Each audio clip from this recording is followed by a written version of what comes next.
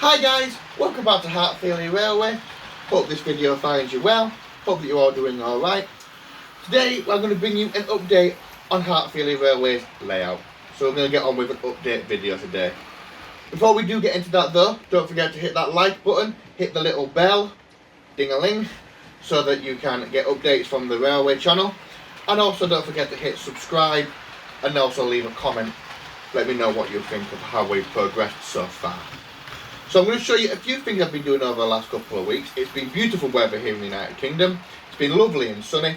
I've been either at work or in here with the windows open, trying to get some progress on the layout done. I'm also going to show you two new locomotives that I've recently purchased, which are currently going round up now. As well, I might do a bit of a running session at the end as well. So once again, let's crack on. Let's show you what I've done over the last couple of weeks here. This is the June layout update video for Heartfilia Railway. Let's crack on. So I've had a few developments up on the town area of Heartfilia recently. Pictured here, you can see that I've been doing some of the pathways here where I'm going to have more terrace housing. I have bought another kit, so that street is more or less complete. As you see, I have done the paving around the back. I've still got to finish a little bit of the paving, but I've done the paving here. Eventually I'll be putting some houses up front here with like tiny little gardens to make this road a little bit shorter. As you can see, if I put all these together, I could probably build a motorway there. And I don't need that amount of space for cars at the front of the town section. So what I'm going to be doing is I'm going to be reducing that size, putting some gardens in, doing some little miniaturization scenery and stuff like that, just to make it look a little bit better. And hopefully I'll be doing that in a video within the next couple of weeks. Also from the other video, the Metcalfe triple tunnel arch and retaining walls build, you may have noticed that I've got this in now. So we did build the triple tunnel arch here by extending a Metcalfe bridge kit, which was quite fun to do. It was a little bit of an experiment and it seems to have paid off. The train's going under it really well. Speaking of a train, here they come. So they go under it really well, they pass under it, there's no problem with it, and it looks pretty decent to be fair. I know it was only an experiment, but it worked. And then these retaining wall kits from Metcalfe cover this up nicely. I only used the one kit, which has 4 sections in, this one. And you see it only comes with the 4 sections, the 1, 2, 3, 4 with the double arches. Played around with them a little bit and made this wonderful little wall. As well as this pillar here, which just links up the station to the wall area. And that's a pretty nice little thing that I've done there. I'm hoping to put me with some ballast around here. There's a little shed here for some workmen. I don't know what I'm going to quite do around here yet, but I have to do all the electronics before I can put any more scenery in around the track work. You may have noticed in some running videos and in some photographs that I have sheep on the in the field here. Look at them, aren't they cute? They're so fluffy and cute, aren't they? They really are cute. They're just little Pico sheep which you just pick up and you place down. I know my cousin, whom I house share with, was extremely excited to be able to put these on the railway. He loves the little sheep people and he does enjoy having them around. Along with the same area of the sheep, I've put in these fencing along the side of the railway. So it's just the little plastic Hornby fencing. It's nothing too special really. It does the job. It's just to make a boundary between the railway and the scenery, and I think it looks actually pretty alright, to be fair. It does the job. It doesn't need to be overly complicated. It's only very small. We did play with the idea of looking at the dry stone walls in the model shop and other fences, but this is a fairly cheap fencing and it's only temporary anyway, because this part of the rail will be extended if the railway ever moves to a larger location. So there was no need to put any of the fancy stuff down just to rip it back up again. So it works, it does the job, and it looks alright actually, if I'm honest with you. It keeps the sheep in, keeps them off the line. You can get some nice shots as if you're stood on the fence like now, for example, watching the trains go past.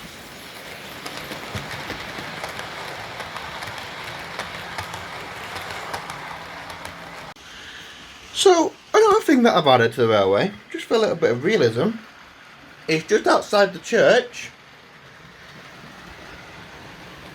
we have the wonderful lucky Mr. and Mrs. They just got married by the look of it. These are just some little figures that I picked up at the model shop. They're the little German ones, so I can't remember how to say their name. It's a really, really difficult way of saying it. But it's a little wedding scene. I've got the bride and groom, two little children throwing confetti or flowers or something. The priest at the back, and also the person that did all the choir arrangement, the guy with the book. So that's really nice. They're just coming out of the church now. There's not many guests, unfortunately. I don't know why. Maybe it's a COVID wedding. Or maybe I just don't have enough figures to do a little guest yet. I might get a few guests and make that a little bit bigger scene. Just as a little bit of creativity. We'll see what happens. But congratulations to the Mr. and Mrs. that are getting married out of the Heartfilia Railway Church. They are officially the first people on the railway. Speaking of people, I do have these.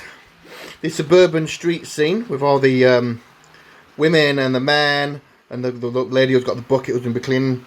They will be going around these streets somewhere eventually. But I'm not going to put them on until I have a place to put them, until I get all my houses in. And then I'll start populating with people. If that's why the reason why the station has no people on it either. Just that I need to finish it all. I want to get it all out of the way before I get people. But I couldn't resist adding them. I thought they were a nice little addition. And they do bring some life to the railway. So here is one of our first new additions to the railway. The LNER A2 Edward Thompson, number 500 in LNER Apple Green. There she is pulling some wonderful teak coaches. She's one of the Hornby 2021 range. And I purchased her a couple of weeks ago. She's already got a running session. Just wait for her to come back round. As you can see, she's a very beautiful locomotive. She's quite a long locomotive. They were built by the LNER originally as P2s. And then Edward Thompson rebuilt them into what we have today. Unfortunately, none of them actually survived preservation, which is a bit sad. One of the most interesting features about the A2s is where their pistons are. So if you look, their pistons are actually rear of the bogie instead of over the bogie, which is an unusual arrangement for them. So she's one of our newest locomotives here on Heartfilia. She has been running around quite a bit, and I do really like the design and the colour of her. She's got a more of a, what's the word I could use for this? Not as bright colouring as the others. She's more dulled down. So if you look at Woodcock there, she's quite a bright green, and she's more dulled down. Here is our other newest addition, number 8802. She is a D16/3 in LNER black livery by Hornby. She was bought at the start of the year, and there she is pulling a goods train. The D16/3s were originally built by the North Eastern Railway. Here comes Edward Thompson pulling the passenger train as a mixed goods and passenger freight. They were taken on by the LNER once the LNER was established, and eventually upon privatisation into British Rails they were taken on by them. I'm not sure if any of these actually survived. I don't think any of them survived, which is a real shame. I would have liked to see one. If you do know one that has survived and I've just not done my research hard enough, please do let me know. And we will see how she performs in a few weeks' time. She'll be getting a nameplate soon. I know they didn't have nameplates, but I like to put nameplates on my train, give it some personalisation, as well as her own running video.